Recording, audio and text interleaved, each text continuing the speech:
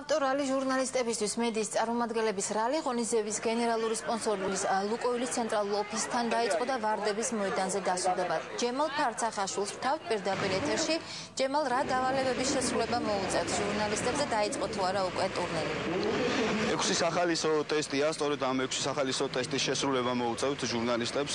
ფინალური ეტაპი რამდენიმე წუთის წინ დაიწყო, სტარტი კი გათამაშებამ ლუკოილის ცენტრალური ოფისიდან აიღო. მინდა გითხრათ, რომ მედიარალიმ საკმაოდ დიდი ინტერესი გამოიწვია, 50-ზე მეტი მონაწილეა, რასაკვირველია, აქ არიან რუსთავი 2-ის წარმომადგენლები, იმედია ისინი საპრიზო ადგილებზე გასვლას შეძლებენ. მე შეგახსენებთ, რომ პირველ ადგილზე გასული საჩუქრად 1000 ლარს და 150 ლიტრ ლუკოილის საწვავს მიიღებს. ჩვენ შეგვიძლია კომენტარებს მოусმინოთ.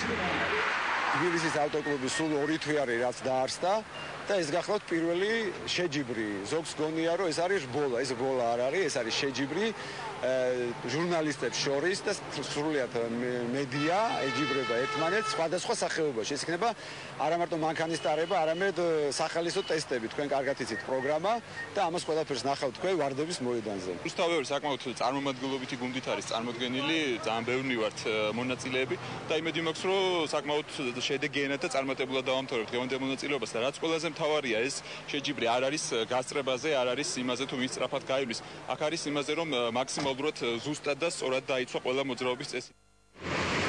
ტურნირის ოფიციალური ნაწილის დასრულებისთანავე დაჯილდოების საზეიმო ცერემონია გაიმართება.